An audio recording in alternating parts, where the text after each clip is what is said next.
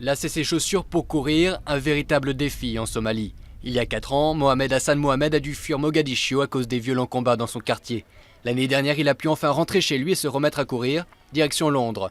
Il est l'un des 2 seuls athlètes somaliens à participer aux Jeux Olympiques. J'ai été sélectionné pour aller à Londres. J'espère vraiment que j'en rapporterai un peu de gloire pour les Somaliens.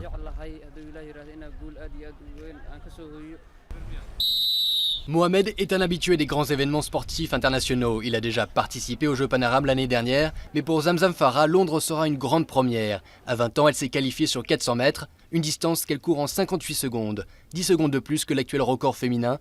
Malgré tout, elle veut y croire. Je suis l'une des athlètes qui participeront aux Jeux de Londres. Et si Dieu le veut, j'aimerais gagner là-bas. À Mogadiscio, le stade d'Ekripi porte encore les traces de 20 ans de guerre civile. Il a longtemps été le lieu d'entraînement des islamistes d'Al-Shabaab qui avaient interdit le sport lorsqu'ils contrôlaient la ville. Ils ont été chassés l'année dernière et les athlètes ont pu reprendre possession des lieux. Nous espérons que les 2 athlètes qui sont en compétition offriront des victoires à la Somalie. Notre préparation n'a duré que 3 mois, alors que les autres se sont préparés pendant 4 ans.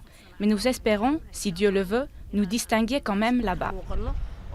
La Somalie n'a encore jamais remporté de médaille aux Jeux Olympiques, mais Mohamed et Zamzam, plus que tout autre athlète, sont à Londres pour faire vivre la devise olympique. L'essentiel, c'est de participer.